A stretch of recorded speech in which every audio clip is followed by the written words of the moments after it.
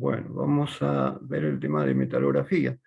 Este tema varias veces lo hablamos porque para saber, digamos, yo más o menos les di una introducción a este tema cuando, por ejemplo, empezamos a hablar de microconstituyentes, de que había ferrita, perlitas, pero de alguna manera hay que entender cómo es que eso se ve, cómo sé yo que tiene esos granos, bueno, porque hay imágenes que están sacadas de la realidad. ¿Mm? Por lo tanto, bueno, más o menos le había explicado la técnica de cómo pulir una pieza y de ahí sacar una imagen de lo que es la microestructura y ahí, bueno, poder evaluar o medir el tamaño de grano, ver qué microconstituyentes tiene, si tiene ferrita más perlita, bueno, todo lo que está en el diagrama hierro-carbono. Después se identifican por distintos tonos cada uno. Eh, no, no resulta muy difícil, por ahí lo que resulta más difícil es identificar algún tipo de microfisuras entre granos, algún tipo de alteraciones o de estructuras medias, que no se ven bien definidas. Pero bueno, la forma de uno poder saber en un material qué microconstituyentes tiene es la metalografía.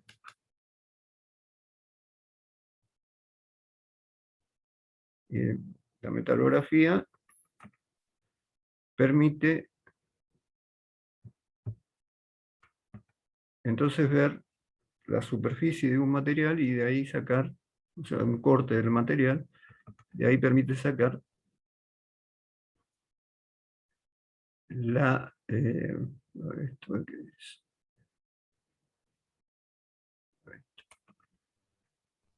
La composición, ¿no? Una observación bien completa de la microestructura, que como sabemos en todas las aleaciones de acero, por ejemplo, siempre son una mezcla de granos, o sea, difícilmente sea un tipo de grano solo, pero igualmente los granos se ven, aunque sea un solo microconstituyente. Si estamos justo en el porcentaje de carbono de la perlita, bueno, está bien, será solo perlita, entonces estarán todos los granos de perlita, pero los bordes los van a poder notar. Pero en general, bueno, son ferrítico-perlíticos, hipereutoictoides, hipotoictoides. Este, Después tenemos los que están más adelante, que ya directamente son cementita más ferrita, eh, más perlitas, ¿no? Cementita más perlita, este, que ya serían hiperotectoides. Este, bueno, en todo caso, cualquier microestructura la van a poder ver, la van a poder ver con el único método que hay para eso, que es la metalografía. ¿Mm? Lo mismo en las fundiciones, si hay depósito de grafito, si no hay grafito, si la fundición es blanca, los tipos de fundiciones modificadas, fundiciones secundarias, maleable, nodular, bueno, así como lo vimos así en dibujitos o en algunas fotos en algunos casos, bueno, esas fotos se obtienen de hacer un análisis metalográfico. Eh, Vamos a empezar a ver, pero paralelamente yo les voy explicando.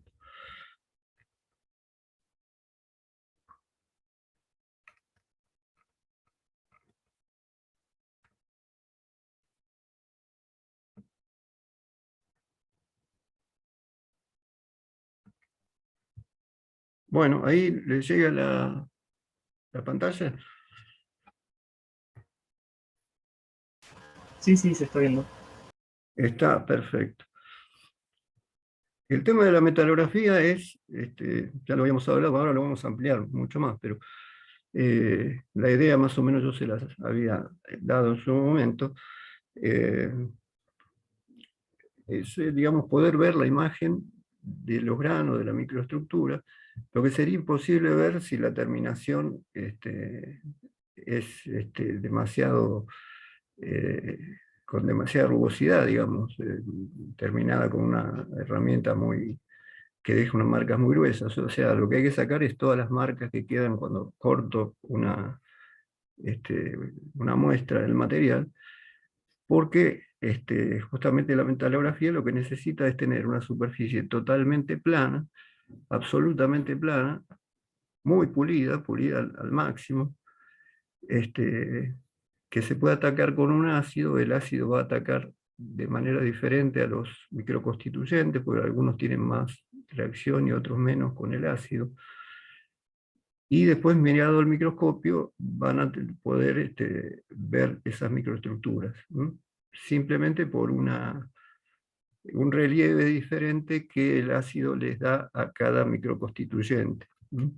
Si no fuera por eso, no existiría la metalografía. O sea, eh, está basado en que el ácido, de alguna manera, reacciona diferente con cada tipo de microconstituyente, como si fueran materiales distintos, digamos. Este, entonces ustedes van a tener en realidad una superficie, pero que no es, digamos, si no fuera plana, yo tendría una dificultad para ver por qué las rugosidades que habría arriba serían más grandes que los microconstituyentes, entonces no los vería nunca. ¿Mm? Por eso es que tiene que ser perfectamente pulida y perfectamente plana. Si yo veo una pieza directamente, pongámosle un tornillo que se rompió, lo puedo ver, lo puedo ver para analizar el origen de la fractura, si hubo fatiga, algún tipo de defecto de ese tipo, CRIP, pero el CRIP también se puede ver por metalografía, pero en el caso de esa superficie de fractura, que yo en realidad quiero ver qué es lo que hay en la rotura, en la superficie de fractura, y no los microconstituyentes, en ese caso no me queda otra que no pulirla, porque tengo que mirar justamente cómo quedó la superficie. Bueno, la metalografía óptica, que es lo que estamos viendo, permite ver los microconstituyentes, pero sobre la superficie perfectamente plana. Si yo le metiera una superficie que es, digamos, el plano de rotura de una pieza, eh, voy a tener, al verlo con aumento, van a ser enormes las distancias entre las crestas y los fondos de la, digamos, rugosidad que va a dar origen, a la que va a dar origen la fractura. Que es distinta en fatigas, distinta en fractura dúctil, en fractura frágil. En ese caso, yo no la puedo medir, no la puedo pulir. En ese caso, no voy a utilizar esto que vamos a hablar hoy, que es la metalografía, sino que se usa otro método, que es meterlo, o sea, también trabaja con un microscopio, pero con más aumentos, y la pieza hay que meterla en un tubo de vacío, y no trabaja con luz, sino con electrones, o sea, directamente de microscopios de barrido electrónico.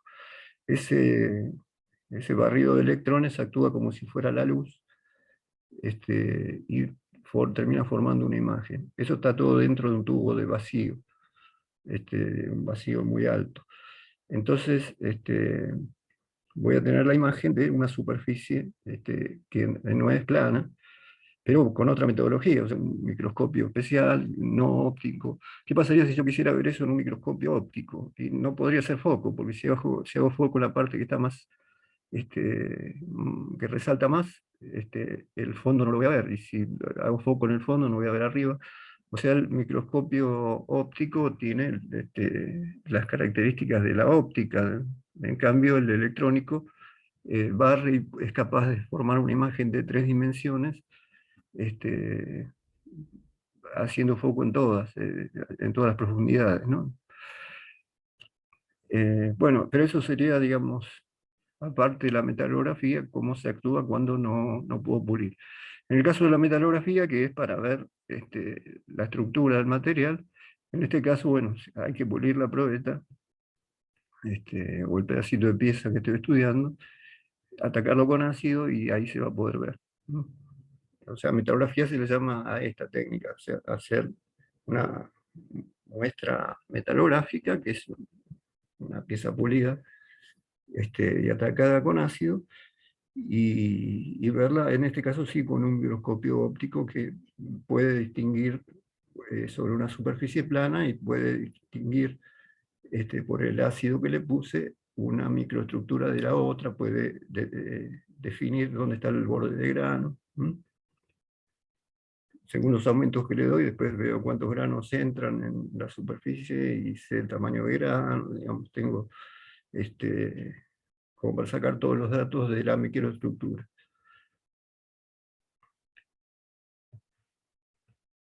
Bueno, más o menos los pasos serían hacer un muestreo, o sea, buscar de dónde voy a sacar el material que voy a ver por metalografía.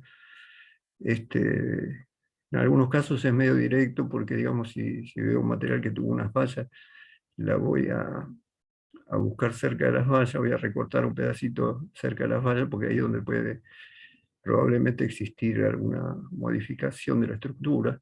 Si es un lingote que se supone que solamente lo voy a mirar para controlar que tenga la estructura adecuada y que no tenga microdefectos, lo podría sacar de distintas partes de la pieza, porque yo tendría una pieza grande.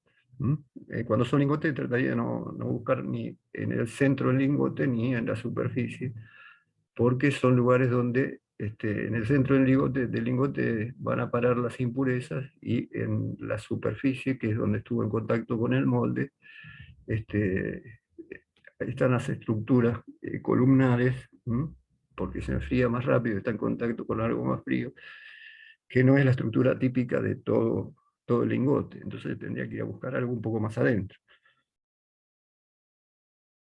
Entonces, bueno, el muestreo sería ubicar de dónde saco de una pieza más grande la probeta.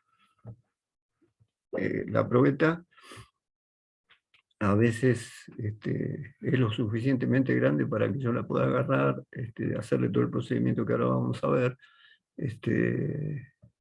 pulirla, atacarla, todo simplemente así como está. Y en otro caso son tan chiquititas, porque por ahí es una viruta, por ahí es un pedacito de pieza que se desprendió, o, bueno, o simplemente tengo muy poco material para hacer la probeta, la puedo incluir dentro de una resina y directamente voy a tener la probeta soportada adentro de ese bloque de resina, que lo voy a poder sostener bien para pulir, después para poner el microscopio, porque va a tener dos caras paralelas. Entonces, cuando son chiquititas las muestras, puedo ir a eso, que ahora lo vamos a ver en un esquema. Entonces, bueno, los pasos serían el esmerilado, que sería todo el pulido, mejor dicho, toda la parte inicial del pulido, pues que se trabaja con esmeriles. Después tendría el montaje, que sería para el caso que les digo de montarla en una resina para hacer, digamos, algo que sea sostenible por la mano. Bueno, después el pulido y el ataque. El ataque es el ataque químico que les decía. A partir de ahí la voy a poner en un microscopio y ahí empieza, digamos, la visión de lo que quiero. Los microscopios pueden tener distintos aumentos, eso lo puedo regular, tengo que andar probando porque por ahí se ve más claro lo que quiero ver con menos aumento o con más aumento. Ahí se puede ir probando porque, digamos, se cambian los objetivos y el microscopio va cambiando el aumento. El estudio de las características estructurales de un material, metal o aleación se efectúa mediante el microscopio óptico, ¿no? El microscopio es la herramienta más importante del metalurgista, tanto desde el punto de vista científico cuanto del punto de vista técnico.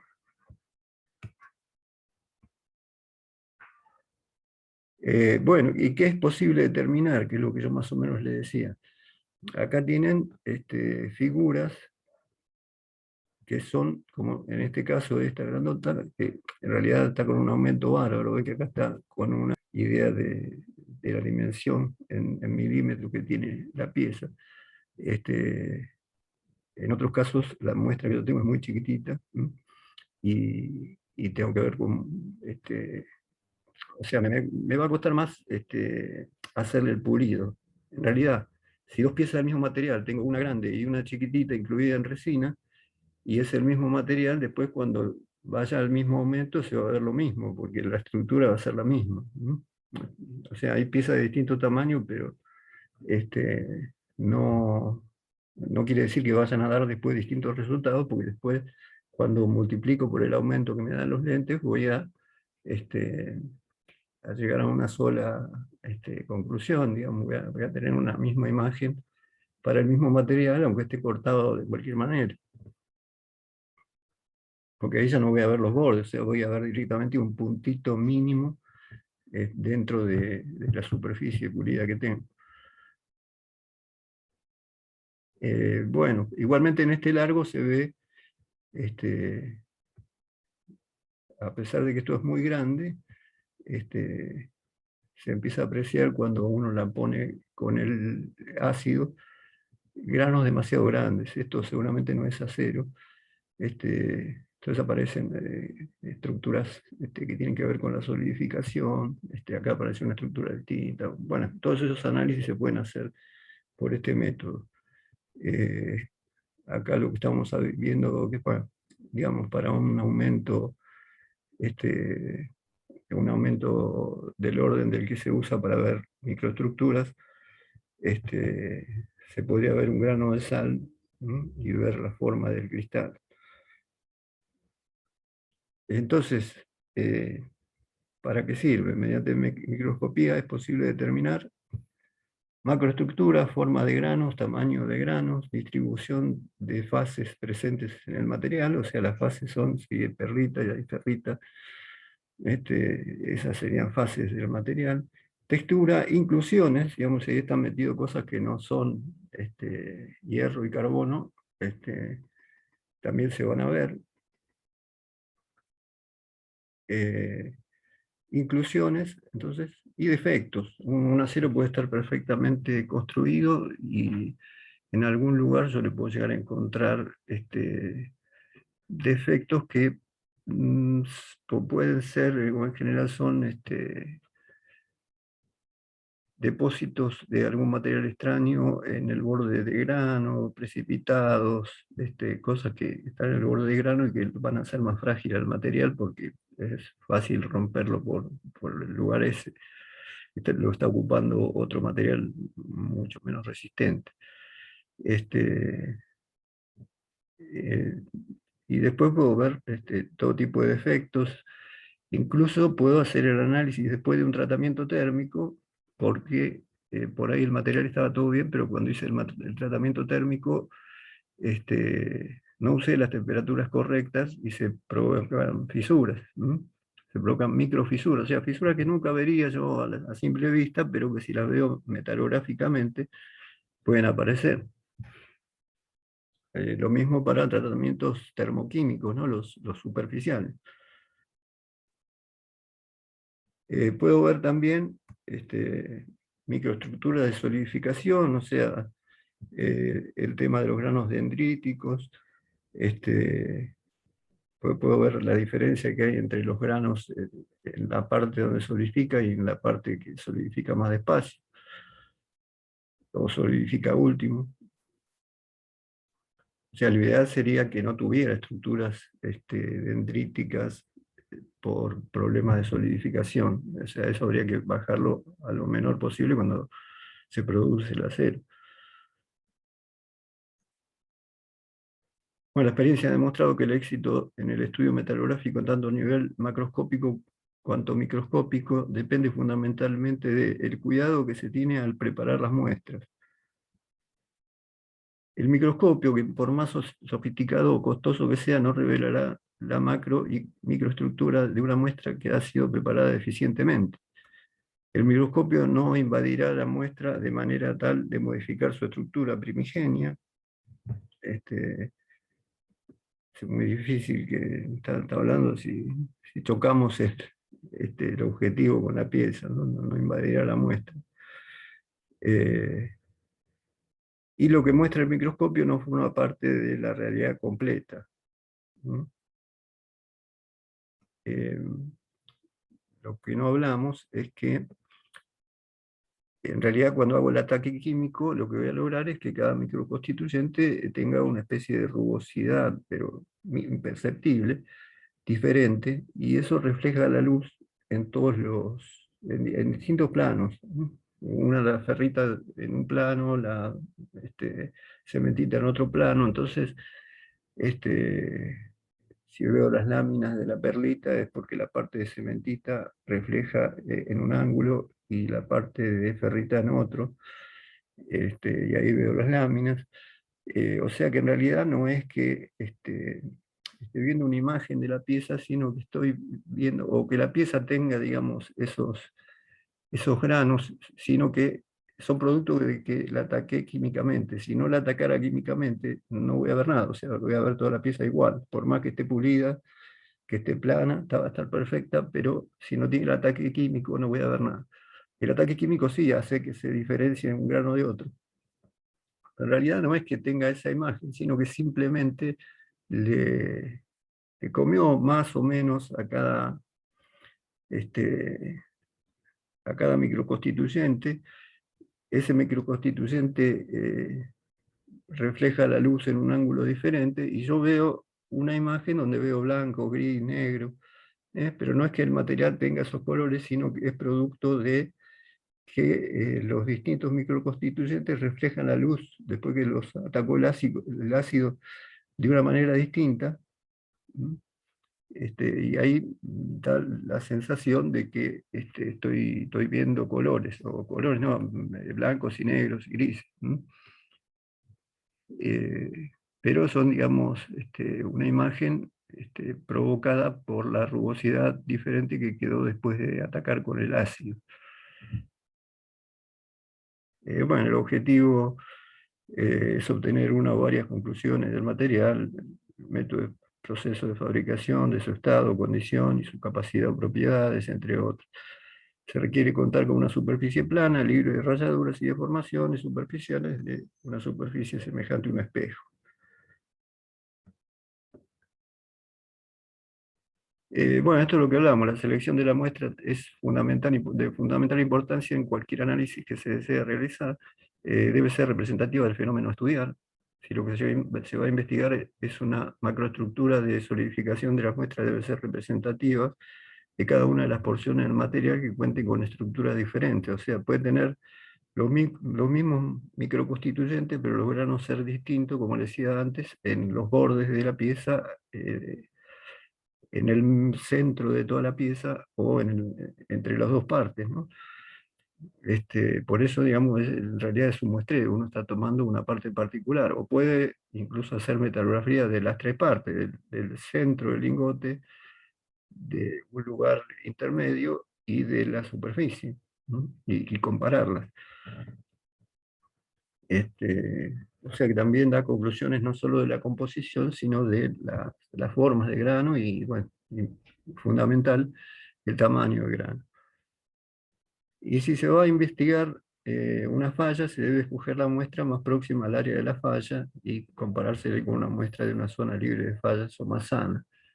A veces, bueno, se establece por comparación, o sea, yo veo que una zona falló, quiero ver si es por un problema metalográfico. Seguramente si hay un problema de ese tipo va a estar presente en toda una zona alrededor de donde rompió. Entonces trataría de sacar la muestra lo más cerca posible como para ver bien eh, cómo estaba esa área que provocó un problema. Que a lo mejor en el resto de la pieza, que por ahí es muy grande, en el resto de la pieza no se da el mismo fenómeno y está todo bien.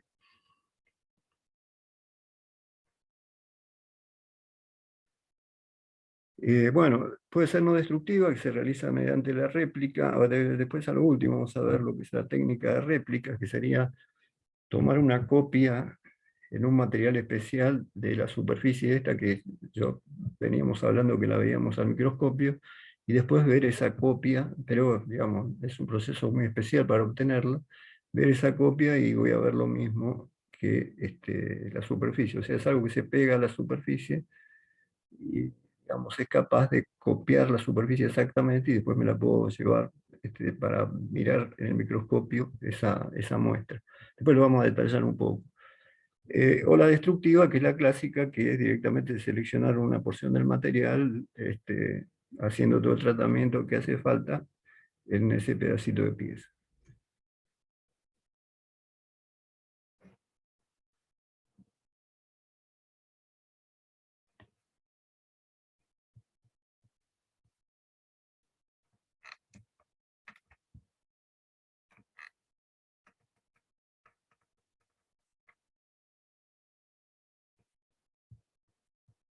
Bueno, ¿cómo selecciona la muestra? Depende del material.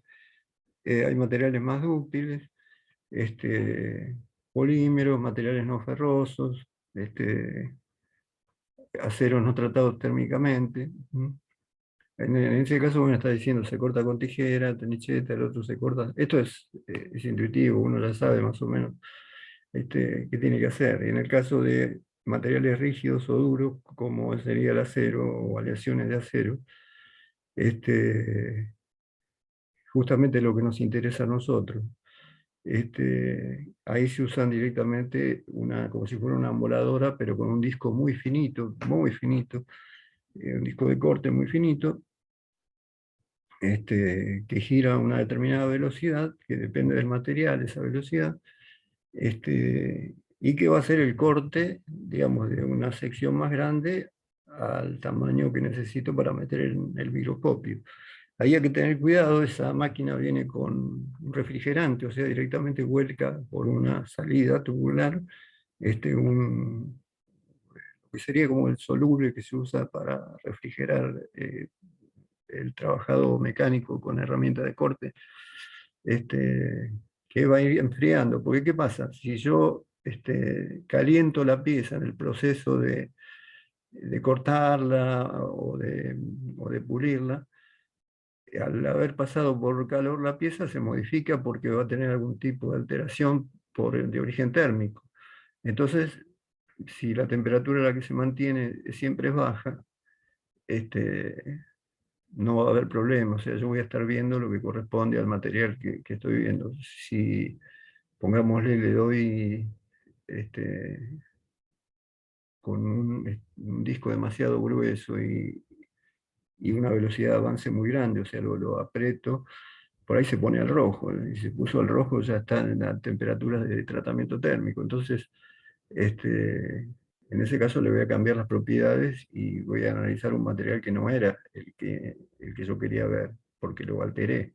O sea, el tema es no alterar la pieza, no alterar el material para ver realmente cómo es. Entonces, bueno, corte con discos de corte abrasivo, platos delgados.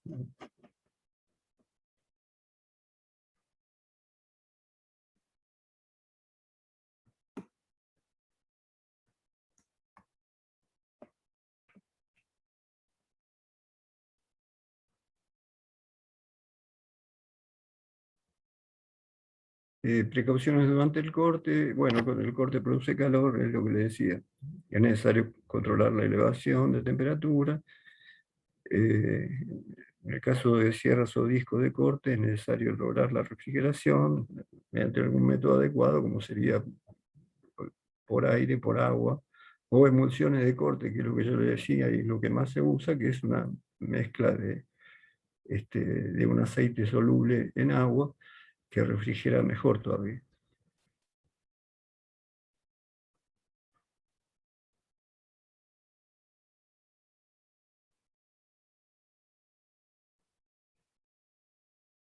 Ay, se me quiere ir.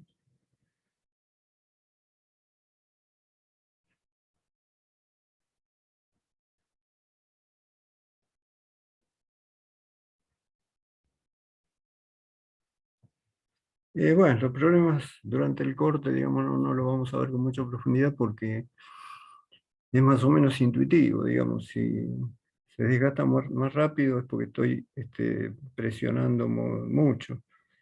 Esa solución disminuye la presión de corte, o sea, es bastante elemental lo que dice acá. Si la rueda es conducida hacia abajo, o sea, la voy apretando demasiado rápido, en ese caso podría usar un disco más duro. Si falta lubricación, utilice lubricación. Si se rompe demasiado el disco no está perpendicular al eje de giro, o falta lubricación, o la pieza está floja. Bueno, digamos, estos serían Eh, algunas directivas respecto del corte, ¿no? El corte que sería la primera etapa del mecanizado. Sí, si alguno quería... sí, no sé si se trabó la diapositiva, parece. O sea, nosotros seguimos viendo la que dice el número uno. a ver, a ver.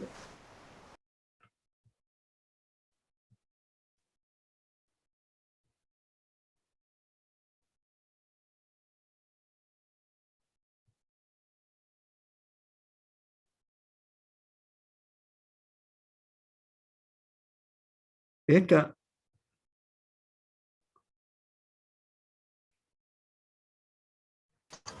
Eh, no Yo vi cambia la que nada. dice uno, corte y seccionado de la muestra. sí, sí, sí. ¿Ahora la están viendo? Sí, profe. Pero no sabemos si sigue si pasa a Claro. diapositiva o si estamos hablando de siempre la misma hoja. Ahora, esta que es la que yo estaba describiendo ahora, se ve, cambió. No, no cambia. Oh, qué cosa extraña.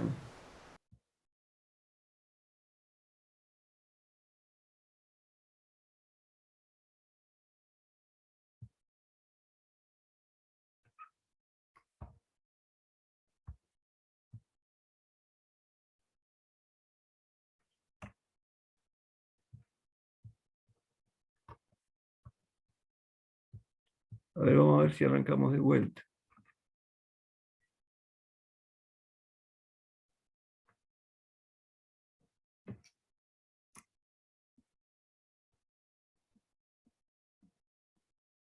Ahí van cambiando. No, profe. No, es lo mismo.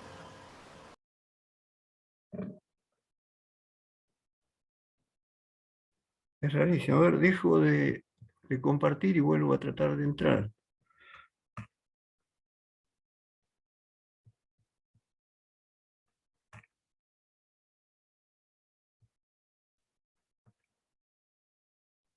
Profe, recién me fijé, en el campo no figura el archivo en metalografía.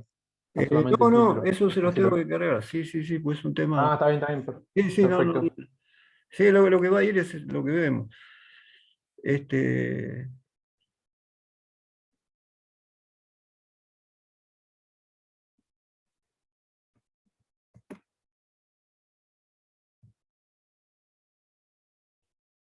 ahí la ven cambiar.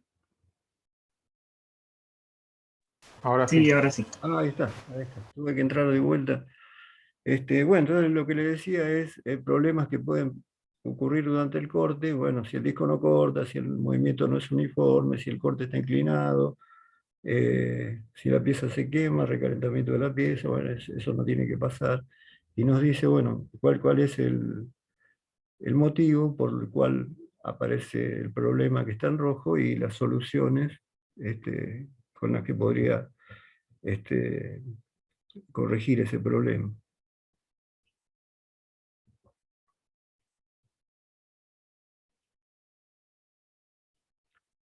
Bueno, ya la segunda parte, o sea, la primera es el corte, la segunda el esmerilado burdo o vasto, sería el primer esmerilado, uno va tratando de ir bajando de esmeril para cada vez dejar marcas más chicas.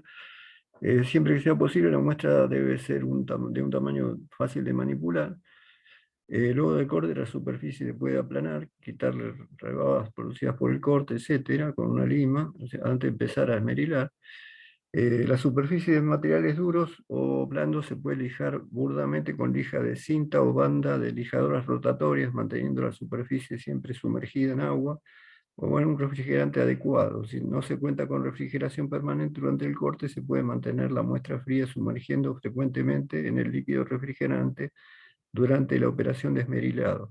O sea, el esmerilado yo nunca tengo que trabajar con esmeriles y como uno puede hacer habitualmente y que el esmeril quede plano y uno pasarlo con la mano por arriba. En realidad son máquinas que el esmeril es continuo y pasa como si fuera una correa entre dos rodillos, pero es ancho, y yo tengo que poner la pieza o la probeta arriba del esmeril. O sea, es el esmeril el que se mueve.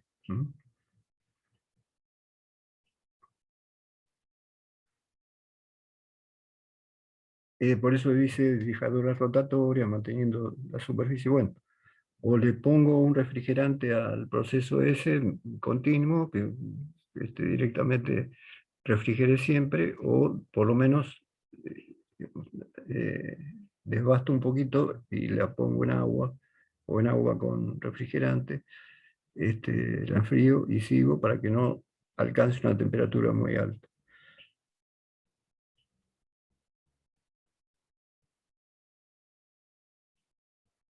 Los materiales abrasivos,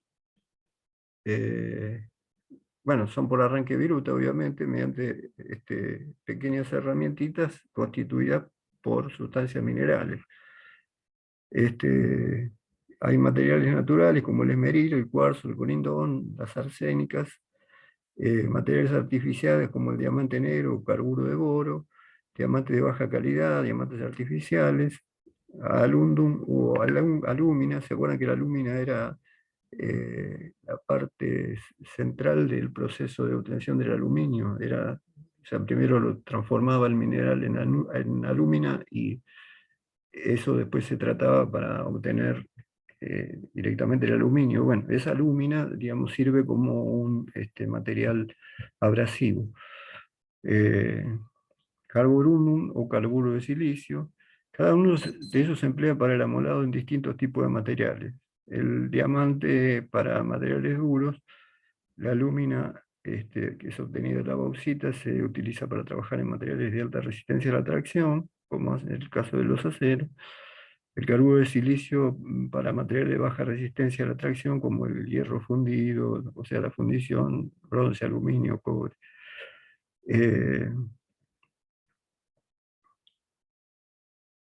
Estos serían de los distintos esmeriles con que están constituidos los granos, ¿no?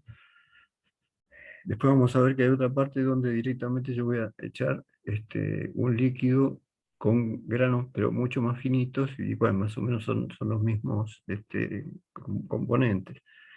Se ha normalizado la designación por letras mayúsculas de los distintos grados de dureza de las muelas, que serían, en este caso las muelas serían las de corte, pero bueno, esto es general, digamos, para cualquier abrasivo. Las muy blandas son EFG, las blandas HI, JK, bueno, y así viene hasta las más duras, que son las que tienen las últimas letras. El grado de dureza se elige de acuerdo al desgaste de los granos, debiendo soltarse aglomerante y dejar lugar a nuevos afilados, por lo que se deben utilizar por lo general muelas blandas para materiales duros y muelas duras para materiales blandos.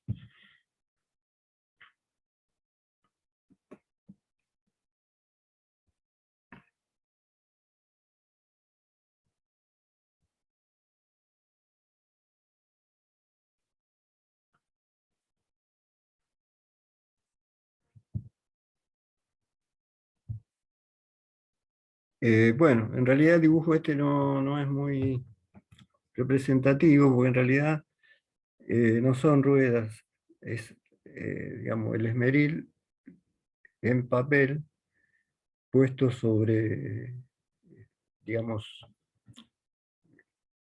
hecho continuo, o sea, pegada una punta con la otra para que se forme directamente como si fuera una correa, y todo esto lo van a ver puesto entre dos rodillos. Al dar vuelta a los rodillos uno pone la probeta arriba y se desgasta, se va desgastando. El tema es, uno va bajando de tamaño de grano de grano del esmeril, ¿no? O sea, va bajando y va usando esmeriles cada vez más finos. Uno lo que tiene que hacer es, con el primer esmeril le van a quedar rayas en un sentido. Cuando va a pasar el segundo va a,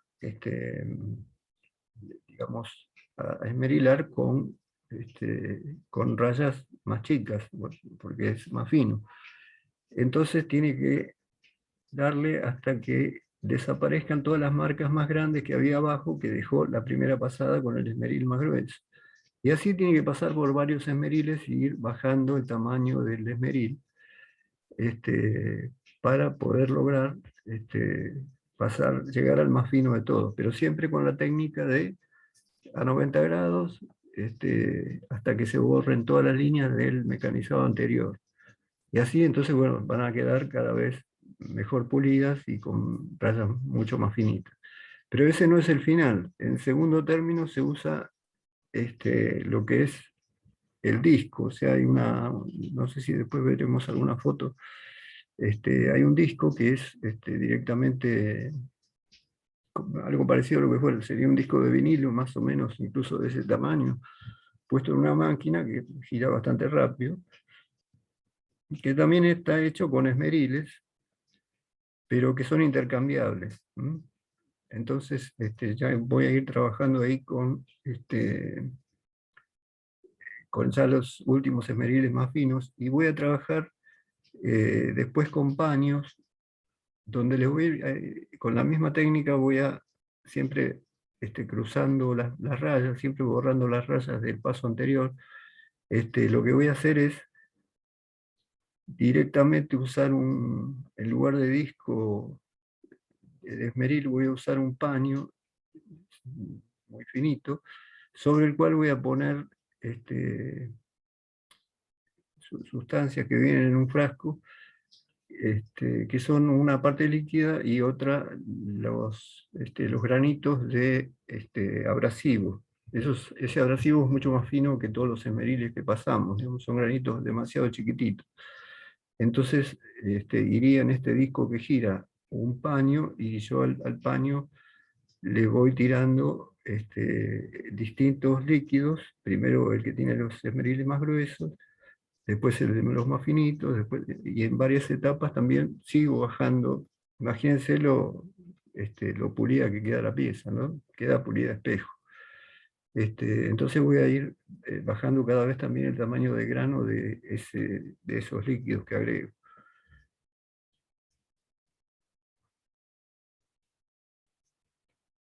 Y bueno, siempre usar antiparras, ¿no? Ya está incluso la norma y todo.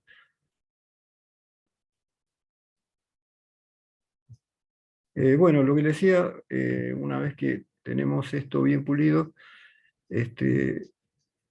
tenemos la posibilidad de el montaje. En realidad no está bien ordenado, digamos. Este montaje lo tendría que haber hecho antes de empezar a pulir. O sea, cuando pulo ya la tengo montada en una base plástica, para incluso cuando la meto arriba del esmeril, o la meto en los discos de esmeril, o la meto la hago, digamos, que quede bajo el movimiento del paño con abrasivos. Necesito agarrarla bien, o sea que ya la tengo que tener incluida en el plástico antes, o sea que en realidad este paso sería previo a lo que venimos viendo. Si es que hiciera falta, si la pieza es muy grande, no me molesta, no me agarro los dedos con el esmeril, la puedo trabajar igual. Bueno, las muestras pequeñas o de forma incómoda deben montarse de alguna forma para permitir su manipuleo durante las etapas de lijado, el pulido intermedio y el pulido final. Montaje por medios mecánicos, prensas a tornillo, o sea, si la pieza por ahí geométricamente se puede montar entre tornillos, como un dispositivo como si fuera una prensita a tornillos, chiquitita, y bueno, y ya tengo más lugar donde agarrar. Pero lo que normalmente se usa son montajes en resinas. bueno, uno de los temas que nos falta es polímeros. Justamente acá habla de termofraguantes y termoplásticas, que lo vamos a ver ahí. Pero bueno, la idea siempre es la misma. O sea, todavía no me puedo adelantar a qué significa cada una, pero son materiales plásticos que se obtienen mediante la mezcla de un par de componentes, y de pronto se le da calor adentro de un dispositivo, y fraguan y se ponen rígidas. ¿M? Que por eso el montaje puede ser en caliente o en frío, pero eso depende de qué resina uso.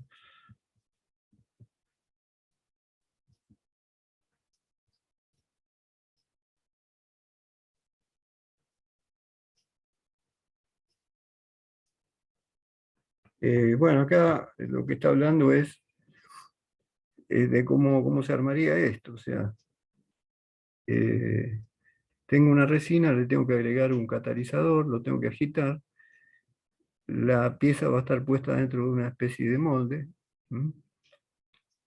La mezcla esta la voy a vaciar en el molde, la voy a llenar en el molde, pero la pieza va a estar abajo, o sea, para que después me quede en una de las caras de ese cilindrito que va a salir para hacer el, el trabajo posterior.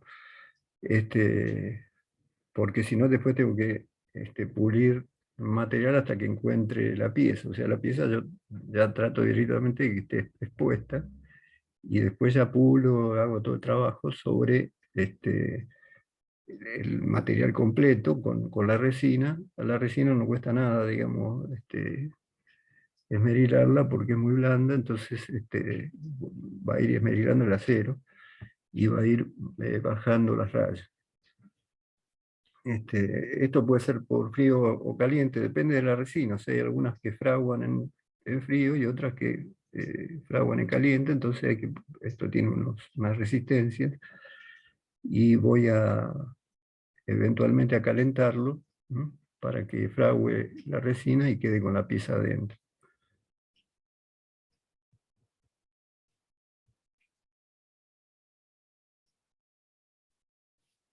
A ver si tengo acá, quería mostrarles.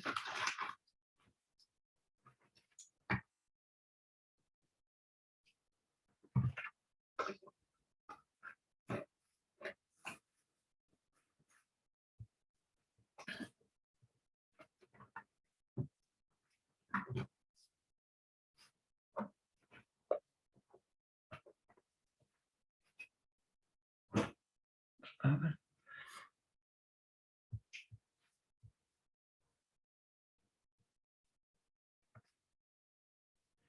Miren, acá estamos viendo lo que sería la resina, que sería todo lo transparente, y acá abajo están los pedacitos de pieza que son muy chiquitos. Imagínense que si lo quiero pasar por los esmeriles, ¿qué va a pasar?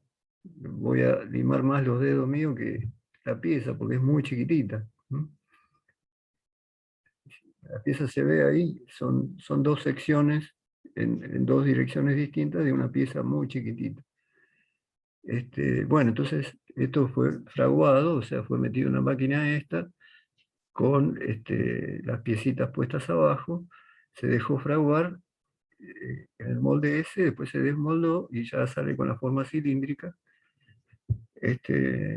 y con a ver que no invoco, y con las piezas adentro. Esta pieza, en este caso, ya está pulida, o sea, después se empezó a someter al trabajo que hay que someter al material. Simplemente es un soporte cuando el material es muy chico y me cuesta mucho hacer todo el esmerilado, todo el pulido final. ¿M? Entonces, para poder agarrarla y poder trabajar cómodamente y mejor, incluso cuando son relativamente chiquitas, es muy fácil que cuando yo las apoyo en los discos o en el esmeril plano, se me vayan yendo un poquito para el costado, y en lugar de quedar plana la superficie, queda media redondeada. En vez así, como tiene una superficie mucho más grande, digamos, esto mantiene la planitud, digamos, de la superficie. Entonces, bueno, a esto le voy a dar igual, siempre me voy a fijar en la parte metálica, que es la que me importa.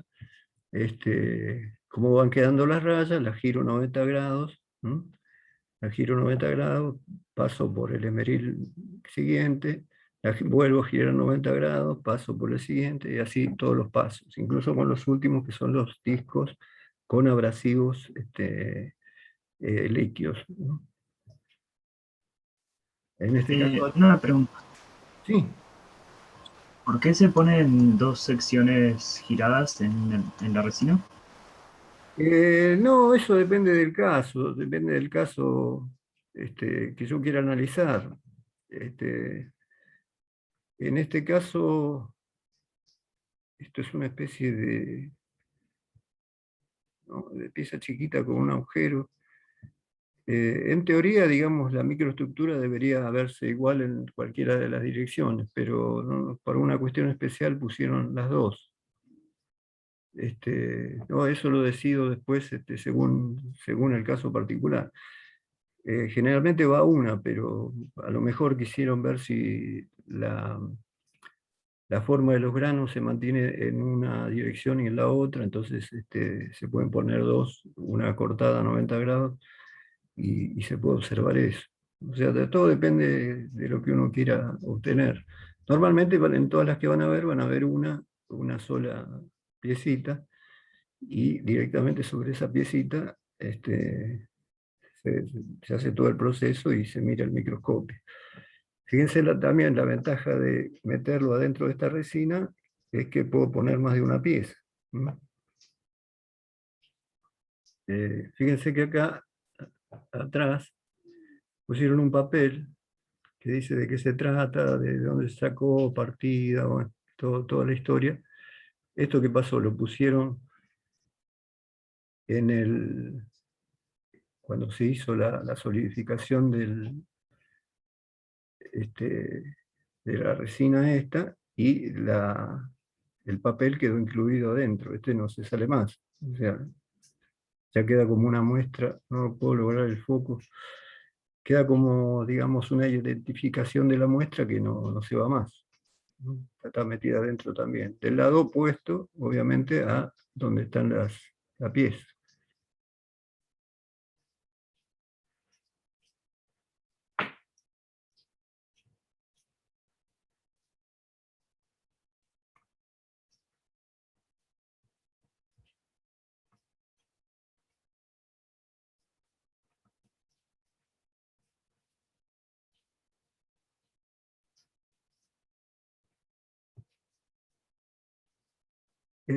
Bueno, después hay moldes para inclusión en frío que no son el que vimos recién, que sería el del que se obtiene este tipo de resina, sino otro tipo de resinas acrílicas,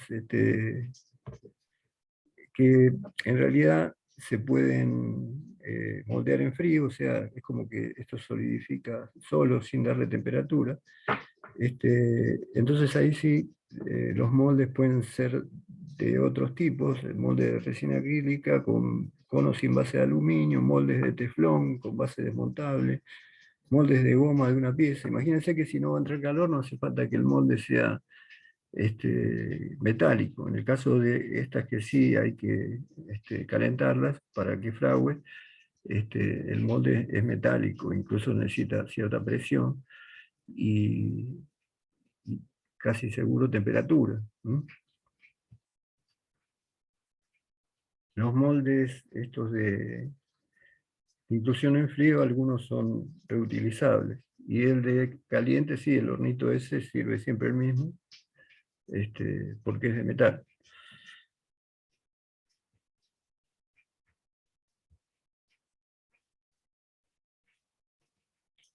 Bueno, acá no nos vamos a meter mucho, pero para la inclusión en frío se utilizan tres tipos de resina, que son las epoxi, las acrílicas y los poliésteres.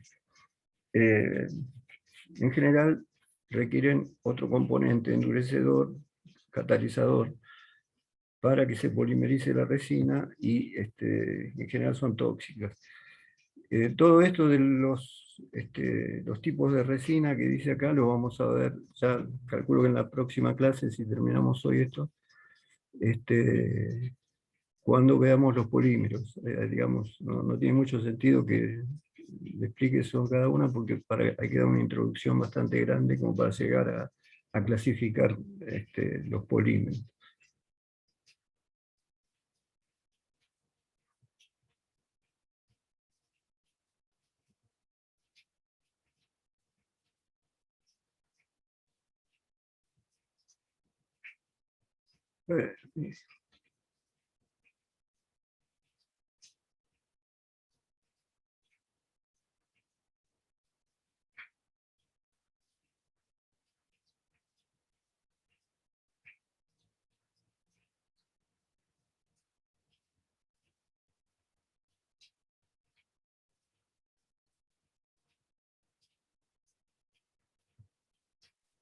Eh, bueno, acá hay algunos casos de resinas para inclusión en frío. Bueno, pero está el tema que les dije recién, primero hay que ver después como polímeros qué es cada cosa. Bueno, tienen distintos colores según el tipo de resina que es, distinto tiempo de curado, ¿no? Son, digamos, distintos tipos de resina que pueden servir. Por suerte son muchos los posibles componentes.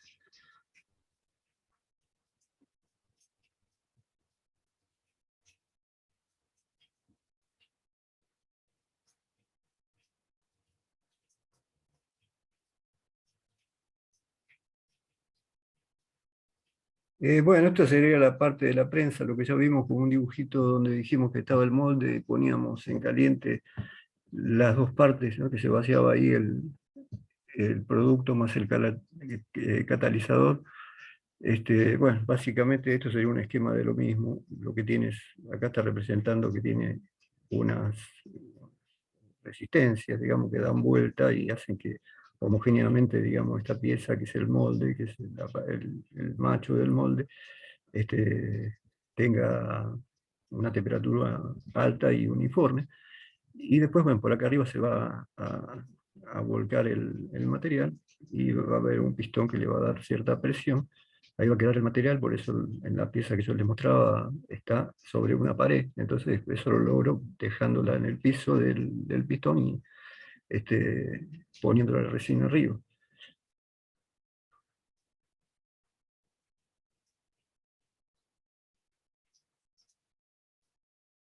Bueno, y acá nos da características de las inclusión en caliente, que son las que vimos primero. Que bueno, lo vamos a ver también como epoxi después, ¿no? Pero bueno, por ejemplo, resina epoxi, lo vamos a ver como polímeros, todos estos. Uno sería epoxi, el otro sería fenólicas, otro talato de dialio, termoplástico. O sea, hay distintos materiales con distintos comportamientos, algunos se pueden volver a derretir, otros no, pero bueno, no hace mucho al tema de la eh, metalografía. O sea, es un tema simplemente de un paso de la radiografía, de la metalografía. Bueno, esto sería pero en realidad incluye, digamos, también esos conceptos de plástico. Sería una clasificación de los posibles materiales para usar. Bueno, esto que viene es lo que nos interesa realmente. Bueno, el pulido, acá está, y de cualquier manera se está repitiendo de lo que hablamos. Una vez montadas las muestras en resinas o un soporte adecuado, se efectúa un tratamiento de superficie, el lijado, varias pasadas de lijado y el pulido con esos discos que le decía. Las superficies ya montadas para el lijado se lijan con abrasivos en forma de hojas de esmeril, ¿no? O tela, eh, del más grueso hasta el más fino. Los revestimientos abrasivos, bueno, ya más o menos está hablado, tienen distinta granulometría, entonces voy pasando del más fino al más grueso. Incluso habíamos visto cómo se clasifican cada uno de estos materiales, y y algunos otros más, cómo se clasifican por números, que según la norma me dice si son más duros o más blandos, y a su vez también se clasifica cada tela de esmeril digamos, por la cantidad de granos por pulgada que tiene, que es, de alguna manera me está dando la granulometría, o sea, me está dando el tamaño de los granitos.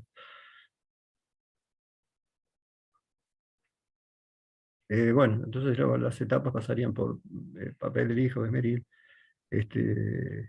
papel granate o tela granate, que es lo mismo, eh, y después ya pasaríamos a tela con óxido de aluminio, tela y papel con carburo de silicio, etcétera, que serían esos pasos que yo le decía, que usamos el mismo disco, pero agregamos en estado líquido la parte abrasiva. Bueno, esta es una idea más o menos de cómo es el esmeril. Es una tela abajo, como ven, son hilos, y después hay un adhesivo, y después ahí están pegados los granitos, que son todos iguales.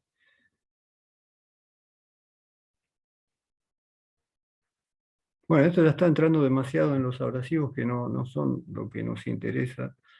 Esto incluso lo vimos en dureza, digamos, cómo se medía la dureza de este tipo de piedras. ¿M? Se le puede medir la dureza este, también a esos materiales, se puede hacer dureza no. Pero en realidad nosotros lo vamos a usar como materia prima para trabajar, o sea, no vamos a poner a medir este, la dureza del esmeril, o sea, directamente vamos a pedir esmeril de tal medida, de tal tamaño de grano, de menos, y ya directamente se vende comercialmente así. O sea, tiene su dureza, tiene su característica, pero no nos interesa, digamos, en la práctica la vamos a comprar hecha. ¿Mm? Y eso es lo mismo. Bueno, acá nos va a dar el diamante, el carburo de silicio, la alúmina fundida, el esmeril, bueno, entonces dando más características, digamos, de cada uno de los materiales abrasivos. Fíjense que acá, por ejemplo, nos habla de la alúmina, este, va para aceros carburados, aleación de acero, acero rápido, ¿no? El carburo de silicio para fundición gris, hierro templado, bronce, latón, los de diamante para piedras preciosas, cerámico, cuarzo, es lo que pueden, digamos, de alguna manera pulir cada uno de estos componentes. Obviamente el diamante puede, como está en el máximo de la escala de Mohs, puede, es abrasivo para todos los materiales, para cualquier material, cualquier metal, lo que sea. Bueno, esto también es del abrasivo. Esto sería más o menos cómo se designan los abrasivos.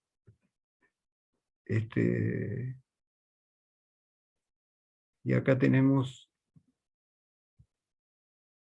digamos, esto según la norma IRAN 1502, se va pasando por tamices, y bueno, cada una queda agarrada en un tamiz más grueso, otra pasa y por ahí pasa también por el segundo, y después ya no pasa por el tercero, ¿no? Y así se van clasificando los distintos granos de abrasivo para hacer distintas telas de Merrill, de distinta granulometría. Eso es lo que ya después yo compro sabiendo de qué granulometría es cada uno, y lo que después voy a ir usando, pero ya digamos el fabricante se encarga de poner los más gruesos en la lija gruesa, o sea, todas esas mediciones las hace el fabricante. Por eso es el número de mallas del tamiz utilizado por el número de mallas del tamiz utilizado por unidad de área. Bueno, esto se mete demasiado en el tema de los abrasivos.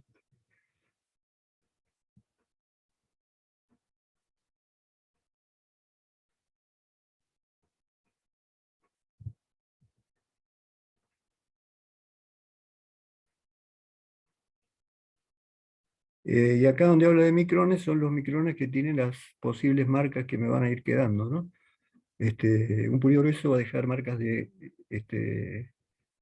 esta cantidad de micrones según la característica o la granulometría del abrasivo.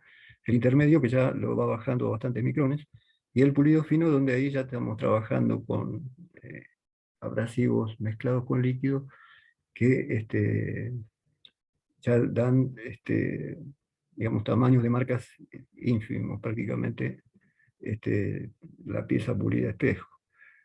El pulido de la etapa final de tratamiento de superficie por medio mecánico se utilizan paños de pulido al que se le adiciona un material abrasivo sólido seco o un abrasivo en suspensión con algún vehículo líquido, que es lo que yo le decía. La selección del tipo de paño y del tipo de abrasivo depende del material y la etapa de pulido. Hay paños de pulido vasto y de pulido final. O sea, lleva unos cuantos cambios de cosas, ¿no? De esmeriles, tamaños de grano de los esmeriles.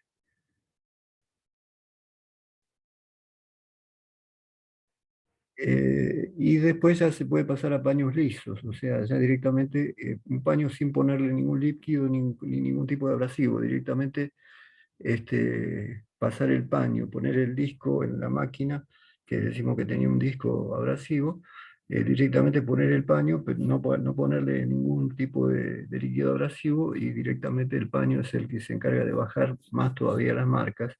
Puede ser en base a nylon, algodón, seda o otros materiales sintéticos.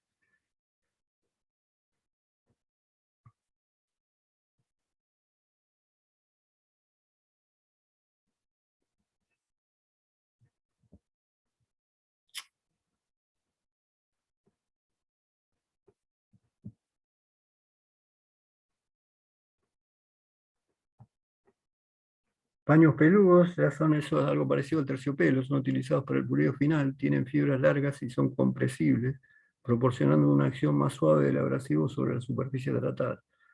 Las fases más suaves en el material se remueven más fácilmente que las fases duras. O sea, acá directamente el último paso es pasarlo por un paño, siempre en el disco, apretar contra el disco ya la pieza, y, digamos, como último paso, pasar este paño que es el más suave de todos. Bueno, acá es una prueba y error, que qué pasa si se mancha la superficie, si se redondean los bordes. Bueno, y da más o menos qué causa puede tener eso y las soluciones. Voy a ver después al microscopio y me va a permitir ver la microestructura. Eh, Básicamente la idea es esa, ver cómo está constituido, pero para eso tuvimos que hacer una superficie perfectamente plana y perfectamente pulida, donde prácticamente ya no hay marcas que interfieran, sino las marcas interfieren con la imagen que yo quiero ver. Si ven imágenes metalográficas van a ver que no tiene ninguna marca, no hay rayas ni ninguna huella de mecanizado, o sea, queda la pieza perfectamente pulida y directamente se puede ver cómo viene. Otra técnica que hay, digamos, habíamos dicho que esta era la técnica destructiva, la técnica que también aparece es lo que se llama la técnica de réplicas, y que es no destructiva. Todo esto, bueno, más o menos lo tienen claro, pero ¿qué pasaría si yo quiero sacar, por ejemplo, de una caldera, la metalografía de una parte del cuerpo de la caldera, que es enorme? No la puedo cortar, no me puedo llevar un pedazo de caldera, no la puedo marcar tampoco porque le bajo el espesor y la pongo en riesgo de explotar, digamos, de que no resista la presión, o sea, no le puedo sacar nada, no puedo ni cortarle un pedazo, ni... Entonces hay una técnica que es la técnica de réplicas, es que yo haga todo esto, todos esos pasos, pase por los esmeriles, pase por los pulidos, pero con máquinas, digamos, portátiles. Imagínense que, bueno, en lugar de ser un disco grandote, es como una máquina de pulir autos, ¿no? Algo más chiquitito y más portátil. Pero los pasos van a ser los mismos, los granos por lo que van a pasar van a ser los mismos, siempre se va a cambiar a 90 grados la dirección del pulido, y siempre se va a obtener una superficie pulida, igual que en el caso de la metalografía común, la destructiva. Acá la única diferencia va a ser que en la técnica de réplica yo lo que voy a hacer es pasar un barniz sobre la superficie que ya preparé, dejar pasar un tiempo, que ya eso lo especifique el fabricante del barniz, y después sacar ese barniz y ya lo puedo llevar a un microscopio óptico. Por las características del barniz, eso copia de forma milimétrica la superficie la superficie que estamos del estudio, ¿no? La que ya pulimos. Si no fuera por esa propiedad y no fuera capaz de meterse en esos pequeños, esas pequeñas huellas que dejó el ácido y que atacó de forma diferente a cada microconstituyentes, si no las copiara ese barniz, por eso no es cualquiera, es un componente muy especial, si no se llevara esas marcas, yo después no vería nada en el microscopio. O sea, es un material muy, muy especial que adquiere de forma totalmente fiel y con mucha precisión la superficie o hace una copia de la superficie de la parte que ya está pulida. Bueno, es cuestión de llevarse al microscopio esa muestra, sacar el barniz, bueno, hay algunas técnicas para sacarlo, a veces se ablanda con agua, eh, se trabaja con una pincita, digamos, algo muy delicado. Generalmente cuando se saca ya se apoya directamente en un vidrio de microscopio, en un portamuestras. Y eso ya me sirve para ir al microscopio y verlo. ¿Y cómo es que se ve? Porque en realidad es una copia de la superficie que yo pulí, que yo le hice toda la preparación, pero es una copia. Bueno, justamente lo que dijimos es que copia exactamente, digamos, todos los huecos y todo el relieve súper chiquitito que deja el ácido después que trabajó sobre la superficie pulida. Como lo copia exactamente, digamos, tiene esa precisión de copiar una cosa tan chiquitita, yo lo puedo llevar al microscopio y voy a ver una imagen igual que la que si estuviera viendo este, directamente con un pedazo de esa misma pieza y preparándola y metiéndola al microscopio. ¿No? O sea, no voy a ver directamente sobre el material, pero esa réplica copia totalmente la superficie pulida que yo hice sobre la máquina, ¿no? O el equipo de donde yo saqué la muestra. ¿Por qué se va a ver si en el otro caso era de metal y en este caso es un barniz que se solidificó, que de pronto es casi transparente? Bueno, no tiene nada que ver, se va a ver igual porque lo que hace que se vea en metalografía, tanto en la normal, que es lo que vimos, como en la de réplica, las imágenes las forman los distintos ángulos que da la luz en cada uno de los microconstituyentes. Entonces, en la ferrita es uno, en la perlita es otra, en la cementita es otro, en la martencita es otro. Entonces, como eso se copió, porque se copió el relieve, ese relieve microscópico, ¿no? Se copió en la réplica. Cuando mire la réplica también los voy a ver y también, bueno, van a desviar la luz cada uno de esos constituyentes y van a permitir que se forme una imagen en el microscopio, igual que si hubiera trabajado sobre el material mismo. ¿No? Entonces ahí van a tener una metalografía portátil, es un poco más complicada, pero es la única posibilidad de sacar una metalografía de una pieza muy grande, una pieza que no se puede cortar, donde es imposible sacar una muestra. Así que, digamos, ese tipo de piezas se pueden llegar a ver al microscopio igual. Lo que se usa mucho la metalografía es no solo para ver los microconstituyentes y los defectos que pueden venir del proceso de fabricación o de tratamientos térmicos, sino que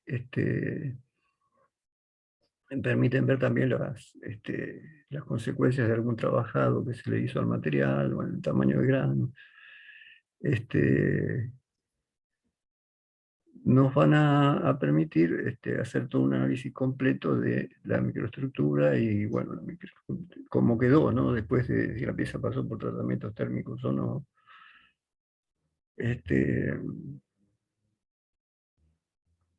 Quería decir algo.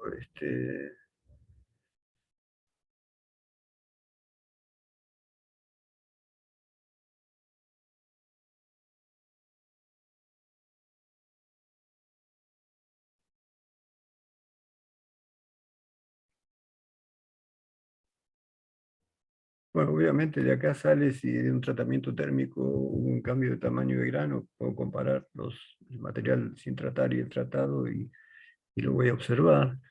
Puedo observar cómo quedó un perfil de soldadura, ¿no? Los microconstituyentes que quedaron. O sea, en todo lo que sea microestructura yo puedo ver lo que quiera. También puedo ver, en el caso de piezas que ya trabajaron, la modificación que le puede haber hecho el trabajo mismo, o sea, por recalentamiento, por rozamientos, por compresiones que tuvo. O sea, voy a poder ver todo lo que quiera. También se usa mucho la metalografía para ver cómo envejecen los materiales. Un caso típico y que se da muchísimo es el creep. El creep es cuando hay carburos que salen del borde salen del grano, se van hacia el borde de grano y en el borde de grano se van depositando. Eso hace que el material que esté sometido a una temperatura muy alta, esto solamente pasa en hornos, en lugares que trabajan a más de 400 grados centígrados. Pero el material, bajo esas condiciones y de forma permanente a esa temperatura, supongamos que soporta una determinada carga y entonces se genera una determinada tensión. Hasta ahí, como siempre. Pero al trabajar a esa temperatura es como que la pieza se empieza a estirar sola sin agregarle carga. ¿No? O sea, vieron en el ensayo de tracción que la pieza se estira porque le estamos aplicando carga y vamos incrementando la carga. Pero en el caso no, la tensión va a ser constante, ¿no? Y bajo tensión constante la pieza se va a estirar igual. O sea, es como que cada vez le afecta más la carga porque cada vez es más débil el material.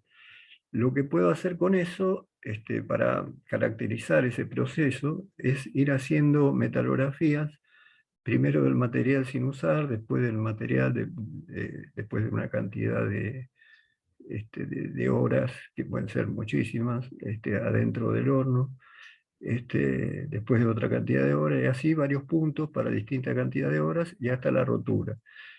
Y lo que voy a observar es que justamente esos carburos van a ir metiéndose en el borde de grano. En el primer estado que voy a tomar van a haber algunos poquitos formándose. En el segundo ya voy a tener algunos en los bordes de grano. En el tercer paso voy a tener el borde de grano ya bastante invadido por carburos. Después en la siguiente voy a tener que ya la cantidad esa es bastante excesiva y ya cuando se está por romper, porque después termina rompiéndose la pieza, es que ya los granos están separados porque ya no hay borde de grano, ya está todo invadido por carburos. Bueno, eso es algo que se puede ver por metalografía también, por eso no solamente se pueden ver características, sino que también se pueden ver efectos que pueden existir durante el servicio o durante el proceso de fabricación, pero básicamente lo que no habíamos hablado era de esto, que uno puede ver efectos, como en el caso del CRIP y como un montón de cosas más, que le da el trabajo en servicio, ¿no? Lo mismo que, qué sé yo, por ahí, un, un cigüeñal en algún lugar toma más temperatura, ¿no? No es una temperatura muy alta, pero también puede sobrecalentar, puede haber habido un sobrecalentamiento. Bueno, se podría, en ese caso tendría que hacerlo por réplica, porque no le puedo cortar un pedacito para verlo. Pero bueno, lo hago y ahí veo el sobrecalentamiento que le creo al material. Este, y en base a eso saber si este, se puede seguir usando o no. ¿Mm? O incluso mejorar el diseño, digamos. De pronto una automotriz puede hacer ensayos en banco, ir haciéndolo trabajar en condiciones extremas y después hacer metalografía para ver cómo varió este, la microestructura del material, ¿no? Por la temperatura que tomó. Bueno, en general, lo vimos hoy. Este,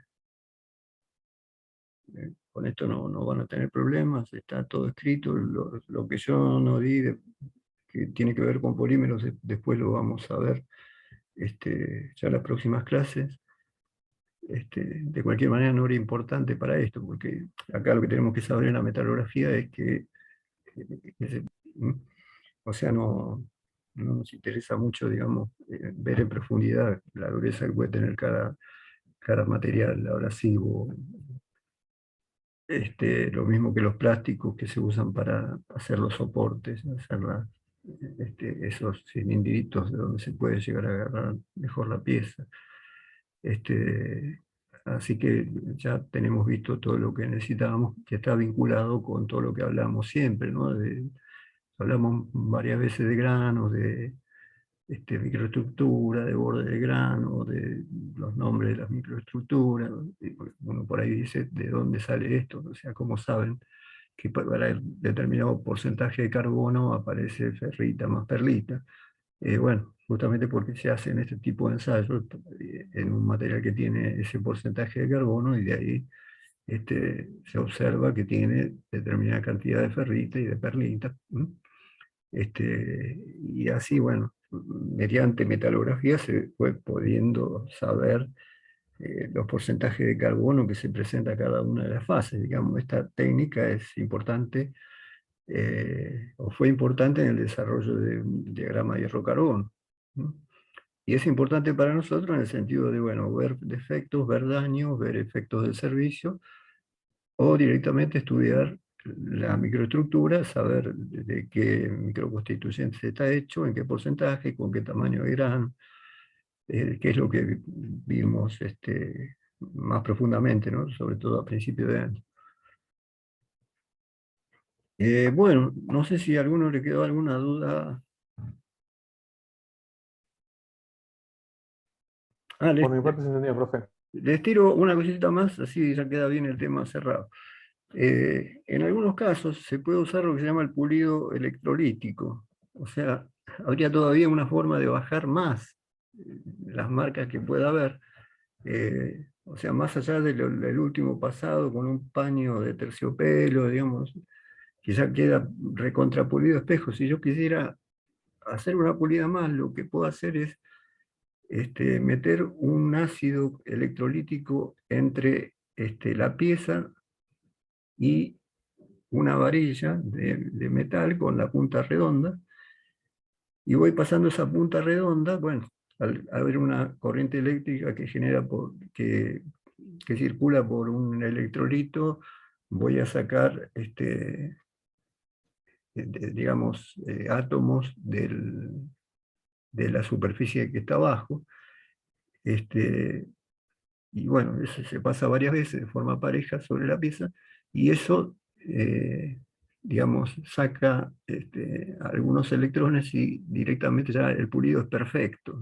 Digamos, estoy ya no metiendo abrasivos, sino ya por una corriente eléctrica estoy matando las últimas crestas este, mínimas que pueden haber quedado de todo lo que ya le hicimos. Normalmente no se usa, pero digamos, si lo quiero pulir a full, digamos, la última etapa sería poder trabajar con un pulido electrolítico. No reemplaza a todo lo otro, o sea, sería un paso posterior para mejorar un poco más el pulido, para hacerlo más pulido todavía. Pero bueno, no es una cosa que se utilice permanentemente. Sí, ahora sí. Me decían. No, le decía, profe, se entendió bastante bien. Ah, está bárbaro, buenísimo. Bueno, eh, bueno, el viernes que viene me dicen los temas que van a adoptar cada uno para hacer esa monografía, que sería un trabajo práctico.